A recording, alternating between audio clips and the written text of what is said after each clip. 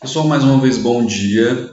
Essa vai ser a nossa última aula com relação à anatomia e fisiologia humana. Nós encerraremos aqui o nosso mini curso.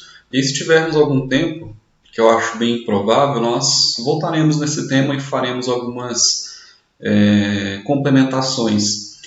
Hoje, pessoal, nós vamos falar sobre os sistemas de coordenação do nosso corpo, que no caso são o sistema nervoso e o sistema endócrino. Bom, o sistema nervoso e o sistema endócrino eles estão relacionados à coordenação e regulação das funções corporais. E aqui, já introduzindo o sistema nervoso, ele é responsável por essa coordenação e regulação de todas as funções do nosso corpo. Então, por exemplo, se o nosso coração está batendo, ele bate porque o sistema nervoso está coordenando essa função também. Lembra lá do nosso sino atrial? Ele recebe o impulso nervoso. Então, o nosso sistema nervoso controla esse nó sino atrial que posteriormente vai coordenar ali a frequência cardíaca, por exemplo. O sistema nervoso também funciona como um meio de percepção daquilo que é externo, também como um meio de percepção daquilo que é interno. Então, ele funciona como se fosse uma sentinela, digamos assim. Ele consegue ver ou perceber os estímulos externos, assim como também ele consegue perceber aquilo que está acontecendo dentro do próprio organismo. E o sistema nervoso é composto de neurônios e células da glia. Nós vamos falar sobre os neurônios um pouquinho no slide posterior, mas as células da glia, pessoal, são células que vão auxiliar esses neurônios, produzindo algumas proteínas que esses neurônios precisam, reconstituindo algum componente que o neurônio precise, apoiando esse neurônio de forma física também. E os neurônios eles têm duas características que são muito importantes para o sistema nervoso, que é a irritabilidade, que é a capacidade de produzir uma resposta, ou seja, ele fica irritável, digamos assim. Uma pessoa irritável é aquela pessoa que vai reagir a alguma coisa que ela não gosta, por exemplo. O neurônio ele é irritável, ele tem a capacidade de produzir uma resposta, de perceber o estímulo e produzir essa resposta. E ele também tem a capacidade de conduzir, ele tem a condutibilidade, que é a capacidade de transmitir uma resposta. E nós chamamos essa característica de impulso elétrico. E aqui, pessoal, nós temos a anatomia do neurônio, tá bom? Isso aqui está lá na histologia, acredito que no trabalho que vocês chegaram a fazer, vocês devem ter visto isso aqui no tecido nervoso. Nós temos aqui o corpo celular. Aqui no corpo celular nós teremos as organelas e tudo mais. Aqui temos os dendritos. Os dendritos serão responsáveis por receber os estímulos. E aqui temos o axônio, tá? Que é esse rabinho aqui. O axônio ele tem a função de transmitir os estímulos. E isso aqui é a bainha de mielina, pessoal, que é muito importante. A bainha de mielina é uma capa de gordura que serve como isolamento. Com a bainha de mielina, o neurônio consegue transmitir informação a mais ou menos 720 metros por segundo. Sem a bainha de mielina, ele transmite aí a 2 metros por segundo. Ou seja, a diferença é muito grande na velocidade, tá, de transmissão. Então, ela isola essa informação aí, tá, fazendo com que ela consiga ir mais depressa possível. Funciona mais ou menos, pessoal, como se fosse, guardadas as devidas proporções, ao isolamento dos fios, né? Os fios de cobre, eles têm em volta deles um isolamento de plástico, que serve ali para manter a informação, para que a informação não se disperse e também fazer com que o fluxo seja mais rápido. É mais ou menos aí a mesma analogia. E, pessoal, como esse neurônio funciona? O impulso elétrico, pessoal, acontece da seguinte maneira. Lá no primeiro ano do ensino médio, vocês viram alguma coisa chamada bomba de sódio e potássio, que é um transporte ativo. O que acontece nessa bomba de sódio e potássio? A célula bombeia potássio para dentro, enquanto faz o oposto também, que é bombear sódio para fora. Ou seja, ela põe potássio para dentro, joga sódio para fora. Isso é um transporte ativo, porque gasta energia e vai contra o gradiente de concentração, ou seja, vai em favor do desequilíbrio. Então o neurônio ele faz isso. Se vocês perceberem aqui, o neurônio em repouso, ele tem potássio dentro e sódio fora. Por que que o neurônio faz isso? Porque quando o neurônio está com potássio dentro e sódio fora, ele mantém a sua polaridade. E qual é a polaridade? Negativo dentro, positivo fora. Perfeito? Então ele bombeia potássio para dentro e sódio para fora para manter a polaridade. Positiva do lado externo, negativa do lado interno. E o que acontece? Quando o neurônio vai produzir um impulso elétrico, ele recebe um estímulo que é fazer com que o sódio passe a entrar. Então, o estímulo faz com que o sódio entre na membrana do neurônio e aí a polaridade, pessoal, ela vai se inverter. Aqui era negativa dentro, positiva dentro, torna-se positiva dentro, negativa fora. Então, a polaridade do neurônio inverte. E aí, pessoal, isso aqui, essa mudança de polaridade é justamente o impulso elétrico. E aí esse impulso, ele vai saltando aí por todo o neurônio, vai acontecendo por todo o neurônio. Olha aí, ó, acontece aqui nessa área de despolarização e aí depois salta para outra área de despolarização. E vai fazendo isso ao longo do neurônio e depois se conecta a outro neurônio. E aí você produz uma resposta, perfeito? E aí, o que acontece depois? Depois o potássio vai sair do neurônio e aí a polaridade começa a se restabelecer. E aí, aonde era positivo, vai se tornar o que agora? Vai se tornar, no final das contas, negativo. E aí, pessoal, se vocês observarem aqui, ó, depois que bombeia o sódio para fora de novo, a polaridade é restabelecida, perfeito? Então, o que eu quero que vocês entendam de tudo isso aqui?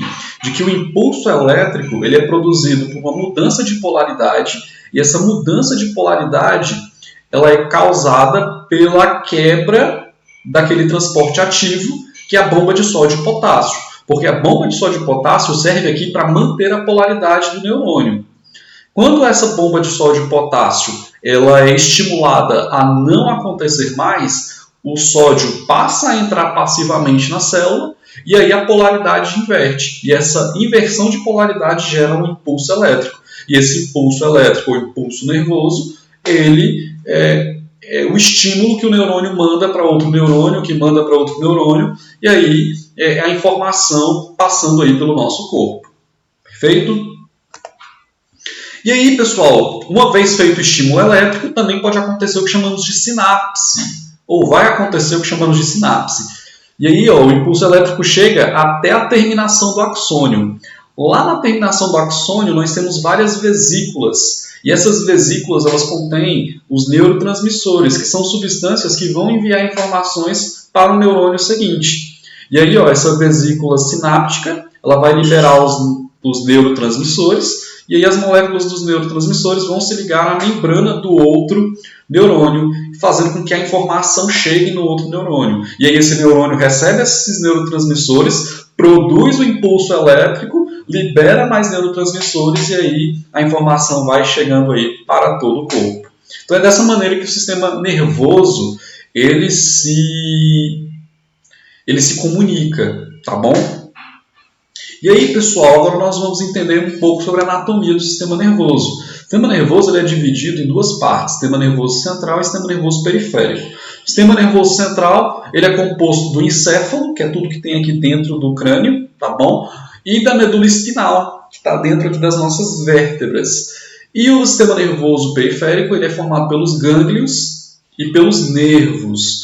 E aí os nervos, tá? Tanto os nervos cranianos, quanto os nervos que fazem parte ali, se conectam com a medula, eles fazem parte do sistema nervoso periférico. E aí, pessoal, o sistema nervoso central ele é dividido em encéfalo e medula espinal, e o encéfalo ele tem algumas divisões. Nós temos o telencéfalo, que nós também podemos chamar de cérebro, simplesmente, que é essa parte mais externa aqui. Essa parte aqui, pessoal, ela é bem desenvolvida em seres humanos e ela é responsável por processar a audição, processar a visão, tem relação com a memória, tem relação com a linguagem. Então, uma parte do nosso corpo bem desenvolvida. Então, aquilo que aprendemos, a linguagem, as imagens que guardamos na memória, o raciocínio se concentra aqui no telencéfalo, perfeito? Que chamamos de cérebro. Logo abaixo dele nós temos o tálamo, que faz parte aí dessa região chamada de encéfalo. O tálamo, pessoal, tem a função muito importante de direcionar todas aquelas informações que chegam no cérebro, ou que chegam no encéfalo, melhor dizendo. Porque muitas informações vão chegar no encéfalo. E aí quem é que distribui essas informações para o cérebro, para o telencéfalo? É o tálamo. Por exemplo, chega um estímulo de, sei lá, uma cor que você viu, uma cor azul.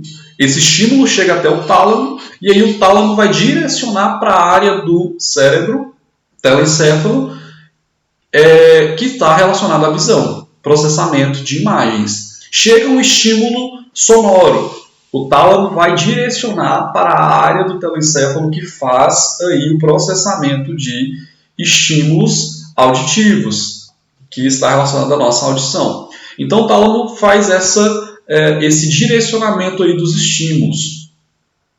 Temos o hipotálamo, pessoal, que está relacionado à temperatura do corpo e também às emoções também, elas estão ligadas aí ao hipotálamo. E aí temos o tronco encefálico, o mesencéfalo, que vai ajudar aí a ponte e o bulbo a transmitir essas informações aí para o nosso encéfalo, perfeito. Temos a ponte, que tem diversas fibras nervosas, que serve justamente como ponte entre a medula e o cérebro, mas também a ponte também ela participa de várias funções, pessoal, que são autônomas, por exemplo, como respiração, como batimento cardíaco, tá bom?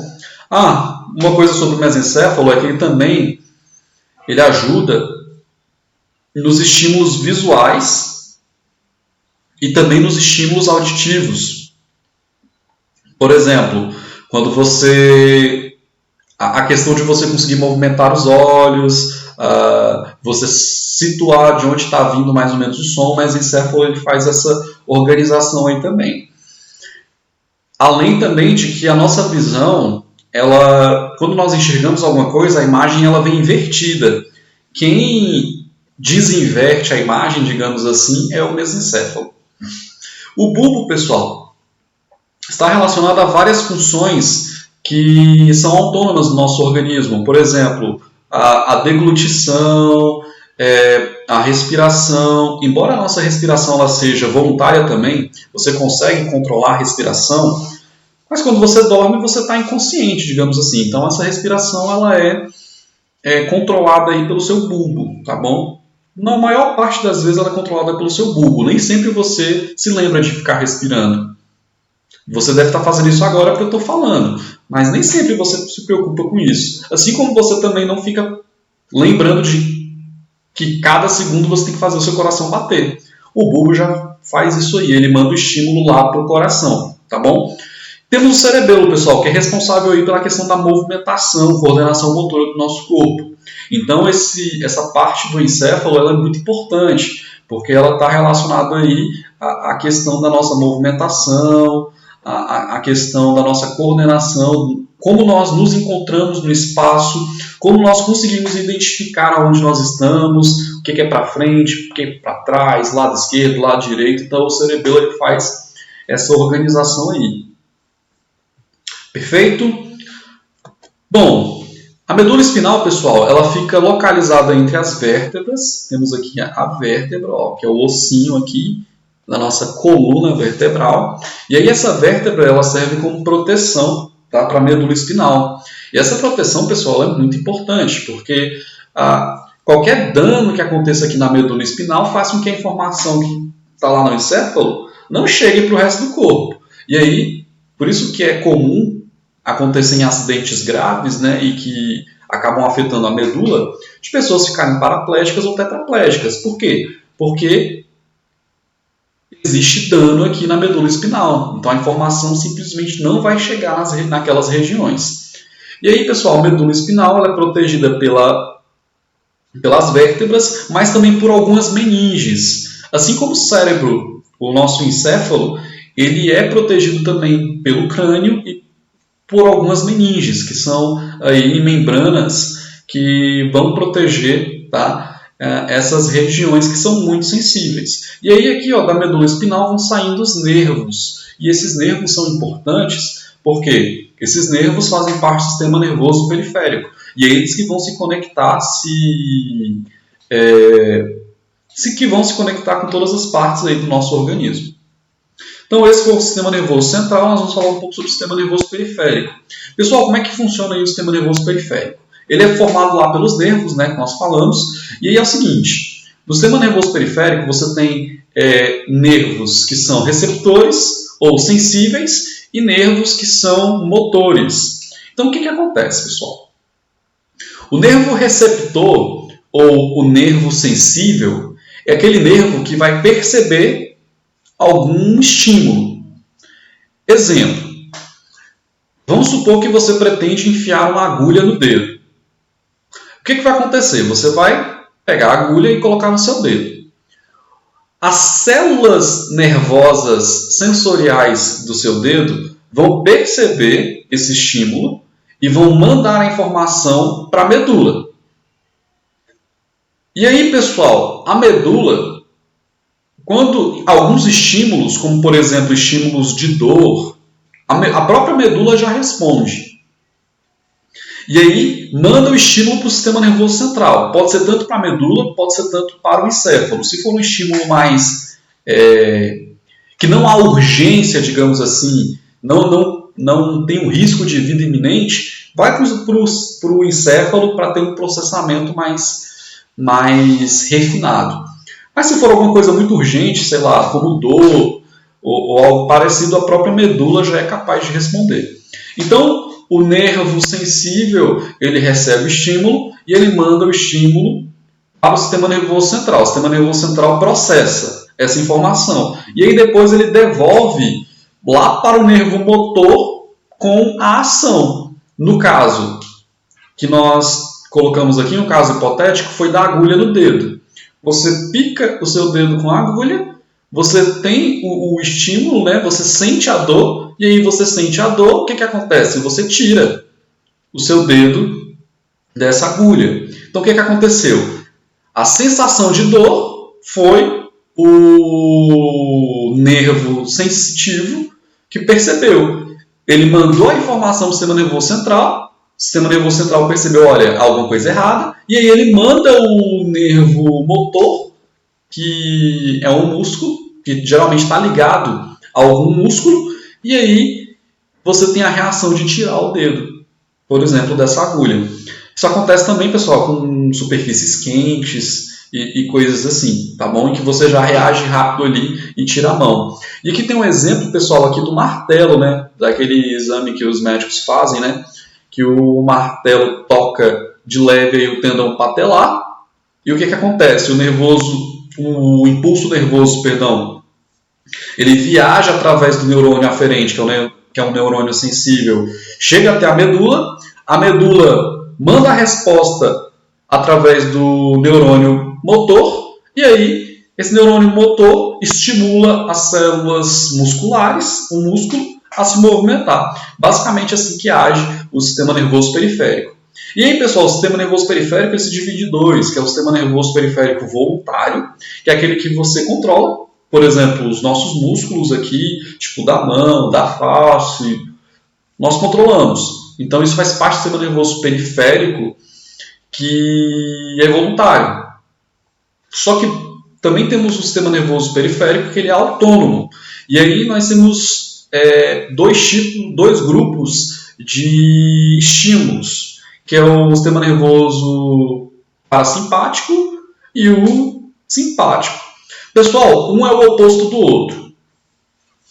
O parasimpático, geralmente, ele está relacionado à vida cotidiana, no sentido de que é quando você está tranquilo, digamos assim, não tem nenhum problema e você está pronto aí para fazer as coisas que você quer. Vou colocar aqui nesses termos. Quando você está calmo, tranquilo. Então a pupila fica contraída, estimula a salivação, você come quando está tranquilo, né? Quando você tem tempo para comer, os batimentos cardíacos estão reduzidos, contrai os brônquios, estimula a atividade do estômago e do pâncreas, ou seja, você consegue fazer a digestão, estimula a vesícula biliar, contrai a bexiga e promove a ereção. Então é quando você está ali tranquilo, você quer fazer alguma coisa específica, mais ou menos assim nesse sentido. Agora, quando você está numa situação estressante, você tem um sistema nervoso você tem um sistema nervoso simpático, que é em um sistema autônomo. E aí, por exemplo, você vê duas pessoas numa moto fazendo uma curva de noite, indo na sua direção. Sua pupila vai dilatar, sua boca vai ficar seca, você vai começar a respirar mais profundamente, seus batimentos cardíacos eles ficam mais intensos, o seu estômago e o seu pâncreas não vão produzir nenhuma enzima, então não vai ter digestão, tá bom? O seu sistema endócrino começa a produzir adrenalina e noradrenalina, então você fica super ligado, a sua bexiga relaxa, então você pode ficar com tanto medo que pode se mijar todo, beleza? Então, o sistema nervoso simpático geralmente é para situações de estresse, situações perigosas, enquanto o parasimpático geralmente ele atua aí, em reações em que não há um perigo iminente. E aí, por exemplo, o que acontece? Muitas pessoas aí têm problemas com ejaculação precoce. E geralmente esse problema de ejaculação precoce, pessoal, é porque a pessoa está tão nervosa ali durante o ato que acaba ejaculando antes. E aí, galera, é porque você está nervoso, o seu corpo identifica isso como alguma situação de perigo, e aí o sistema nervoso periférico autônomo ou simpático, o que vai fazer? Promover a ejaculação. Então, às vezes antes da coisa começar, você já foi, porque você está muito nervoso. Então, a questão aqui é você ficar calmo para que seu sistema nervoso entre na via parasimpática. Então, você aí controle aí o seu nervosismo para que você tenha aí o quê?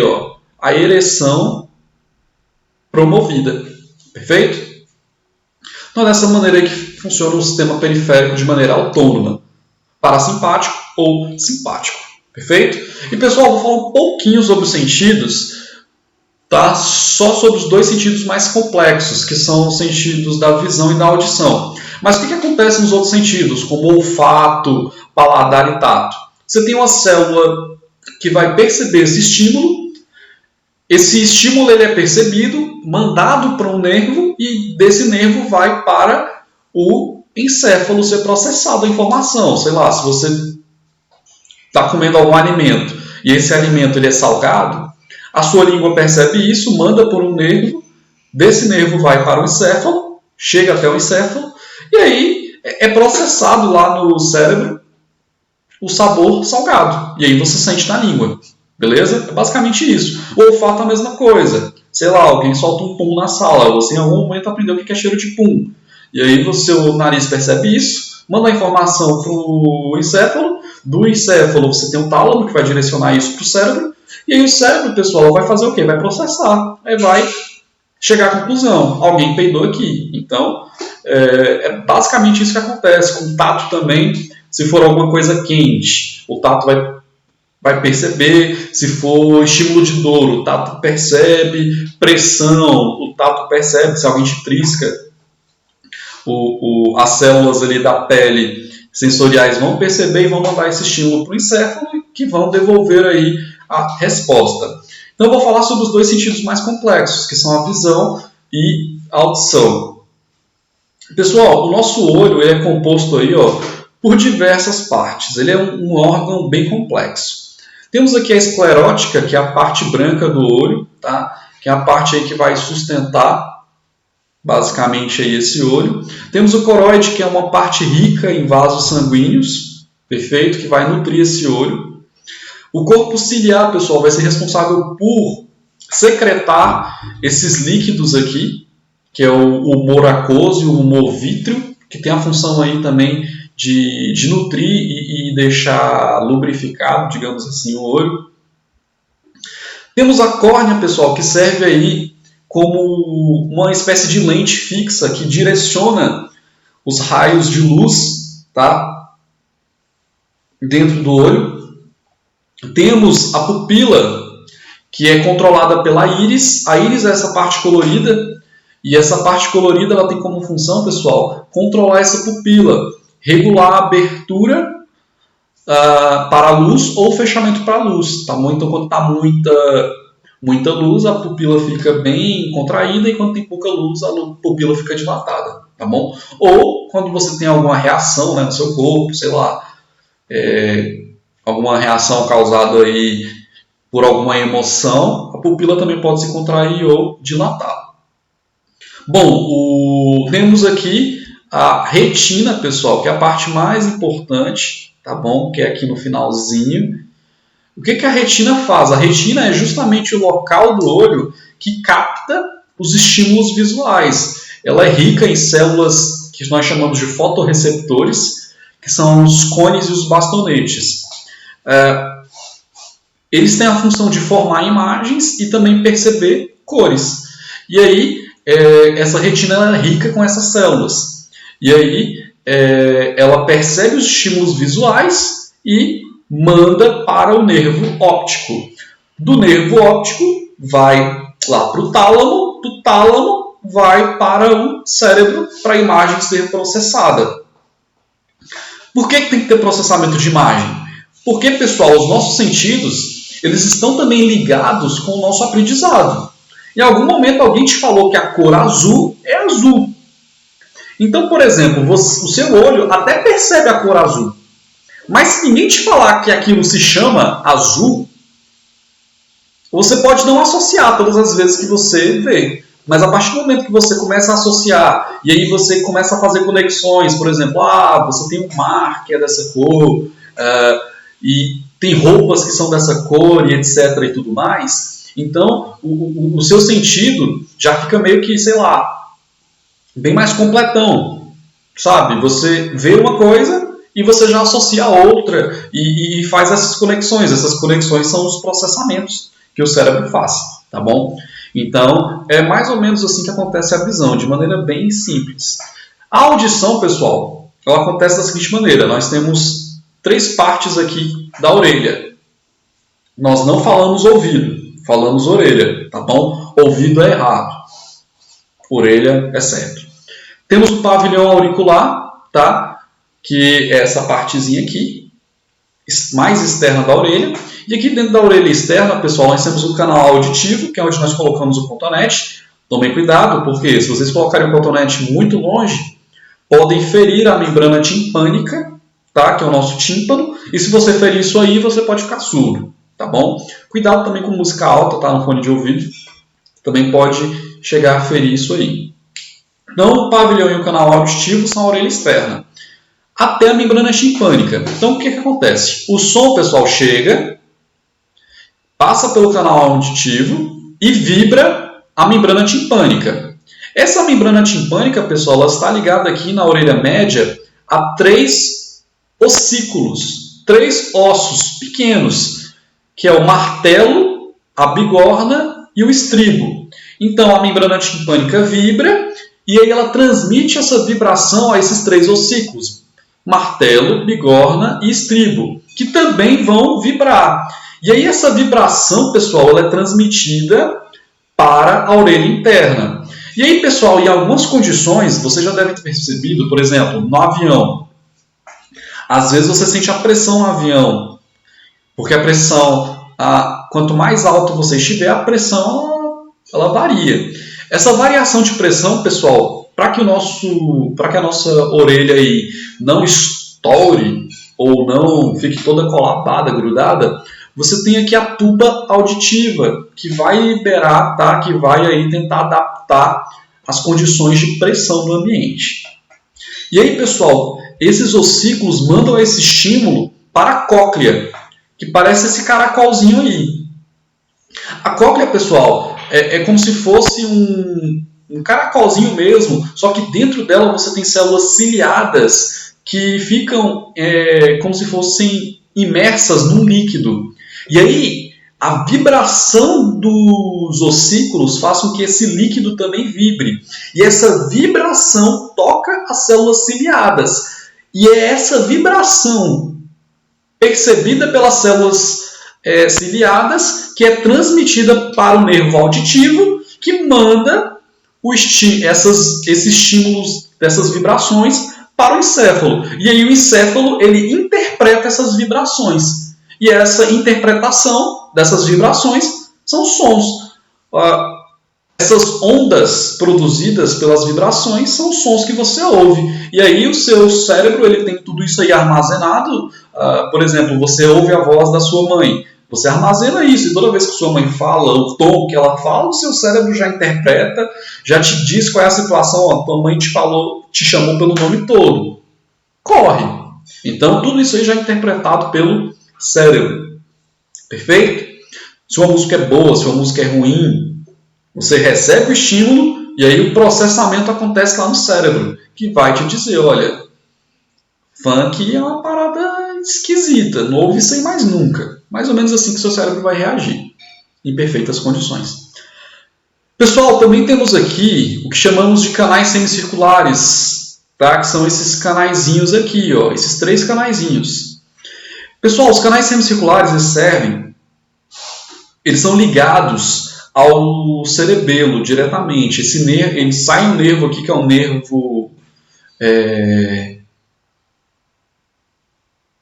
vestibular. Isso, nervo vestibular. E esse nervo vestibular, pessoal, ele se conecta lá no cerebelo, porque os canais semicirculares, eles são importantes para a questão do equilíbrio. Dentro deles também tem um líquido, tá bom? E esse líquido também, com a movimentação do seu corpo, o seu cerebelo consegue perceber mais ou menos se você está em pé, se você está sentado, se você está indo para a direita, se você está indo para a esquerda, se você está indo para cima.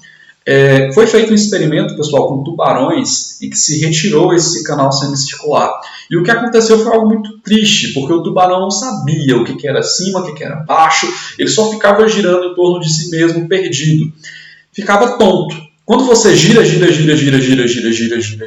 tonto, você mexe com esse líquido aí tanto que o seu cerebelo não consegue perceber. E aí te dá sensação de tontidão. Acho que essa palavra existe. Perfeito? As pessoas que fazem consumo de bebida alcoólica é porque o álcool ele vai inibir os estímulos, tá? Recebidos daí. Também, se eu não me engano, torna esse líquido aí menos denso, que faz com que ele se movimente mais. E, enfim, e aí a pessoa fica com os movimentos mais sensíveis. Pessoal, falamos aqui o basicão sobre o sistema nervoso, vamos falar também o basicão aqui, bem simples, sobre o sistema endócrino. O sistema endócrino, pessoal, é um sistema que é composto por esses órgãos: hipotálamo, glândula pineal, hipófise, tireoide, timo, suprarrenais, pâncreas, ovários e testículos. Todos esses órgãos têm função endócrina, ou seja, eles produzem substâncias que são os hormônios, e esses hormônios, pessoal, eles têm o objetivo de irem nas estruturas que são alvo e pedir para que esse órgão produza uma resposta, tá bom? Então os hormônios também fazem parte aí do sistema de informações do nosso corpo.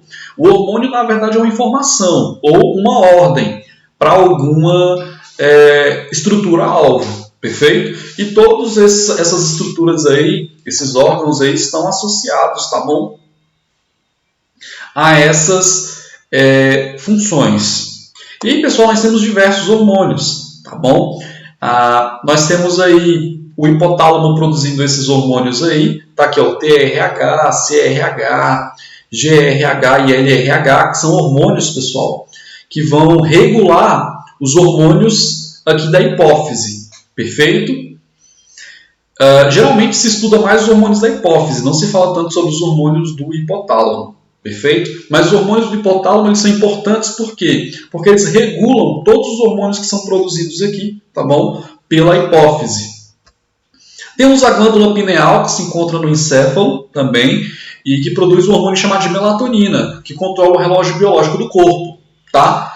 E que é o hormônio do sono. Ou seja, quando escurece, o corpo começa a produzir melatonina porque o corpo entende que está chegando a hora de dormir, tá bom? A hipófise, pessoal, produz alguns hormônios importantes. O GH, que está relacionado ao crescimento, tá, do nosso corpo. A prolactina, que controla a produção de leite materno, mas também regula a ovulação. O FSH, nós já estudamos, que vai ser o hormônio folículo estimulante. O LH, que é o hormônio luteinizante. A tireoitrofina, que é o TSH, que vai estimular a tireoide a produzir o T3 e o T4, que nós vamos falar posteriormente. E o ACTH, que vai estimular o funcionamento das glândulas suprarrenais. A hipófise também produz, pessoal, a ocitocina, que vai ajudar na contração do útero durante o parto, ajuda na amamentação a expulsar o leite. E aí no homem provoca aí, relaxamento dos vasos e dos corpos eréteis do pênis e também aumenta a irrigação sanguínea ali, tá bom? Da área. E também a hipófise produz também o hormônio ADH, que é o hormônio antidiurético. Esse hormônio, pessoal, é muito importante porque ele regula o funcionamento dos rins. Lembra lá que os rins eles também não fazem a reabsorção de água? A reabsorção de água acontece por quê? Porque tem a produção de hormônio antidiurético. Ou seja, o rim percebeu que a pessoa está com pouca água. O que vai acontecer? Ou melhor, o corpo percebeu que tem pouca água disponível, a hipófise manda o estímulo lá para o rim, que é o ADH, e aí o ADH ele age lá no rim falando, olha, aproveite a maior quantidade de água possível. E aí por isso que a urina às vezes sai mais amarelada, porque o rim está aproveitando a maior quantidade de água que ele pode. E aí o que acontece? Muitas vezes, pessoas que fazem consumo excessivo de álcool, ou fazem consumo de álcool, o álcool ele dá uma inibida no ADH, por isso que algumas pessoas quando bebem ficam toda hora indo no banheiro. Por quê?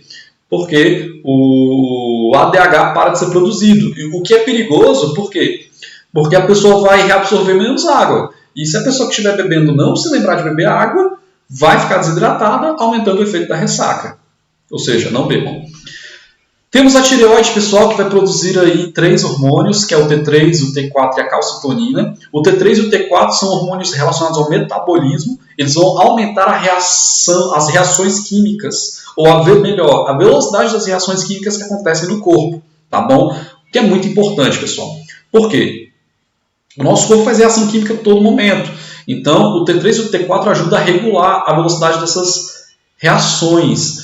Porque se for muito lento, você tem um metabolismo baixo, seu corpo demora a metabolizar qualquer coisa, o que te deixa muito atrasado, digamos assim. E se for muito, muito rápido também, faz com que você fique muito acelerado. Então, o T3 e o T4 eles vão ajudar a controlar esse metabolismo.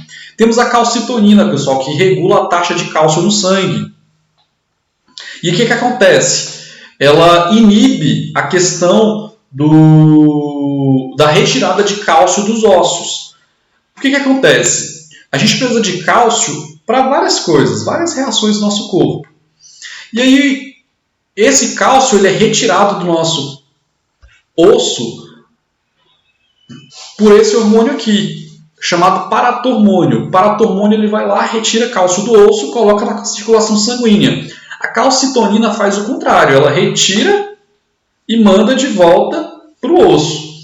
Percebam que isso aqui faz parte daquilo que chamamos de feedback negativo, que nós já havíamos falado lá no sistema genital, lá sobre a questão endócrina do sistema genital. As suprarrenais, pessoal, vão produzir alguns hormônios aqui importantes, que é o cortisol, que vai indicar como devemos gastar os nutrientes, e a adrenalina e a noradrenalina, que são os hormônios do estresse, que ativam aí o alerta do nosso organismo, perfeito? E aí, ativando o alerta do nosso organismo, acontecem todas aquelas reações lá do sistema nervoso parasimpático. O pâncreas produz 2 hormônios, que também são opostos, digamos assim. O glucagon aumenta a concentração de glicose no sangue, e a insulina, ela faz com que essa glicose entre nas células. Ou seja, o glucagon tira o açúcar das células e coloca no sangue. Já a insulina tira o açúcar do sangue e coloca nas células. Então, por exemplo, uma pessoa que tem muita glicose no sangue, por exemplo, uma pessoa diabética, é aquela pessoa que ela não tem a capacidade de fazer com que esse açúcar entre nas células, ou seja, ela não consegue produzir energia tão bem. Então, por isso que a diabetes é uma doença muito perigosa, tá bom? Então, ela tem uma concentração muito alta de glicose no sangue e uma concentração de glicose nas células baixa. Então, ela tem problemas de produção de energia, que vai gerar problemas na cicatrização e várias questões aí do metabolismo, tá bom? E aí, os hormônios dos ovários e dos testículos, nós já falamos, tá? No sistema genital. Também temos lá o timo, que vai produzir alguns hormônios que são relativos aí à produção, tá? A maturação lá dos linfócitos. Perfeito? Pessoal, então com relação ao sistema endócrino e sistema nervoso é isso, tá bom? Qualquer dúvida é só chegar no mural ou no WhatsApp também, tá bom? E é isso, espero que vocês tenham gostado dessa breve introdução ao anatomia e fisiologia do nosso corpo. Em sala de aula seria bem melhor, a gente conseguiria abordar bem mais coisas, mas espero que vocês consigam aí aproveitar isso bem, tá bom? Qualquer sugestão, só falar. Até mais.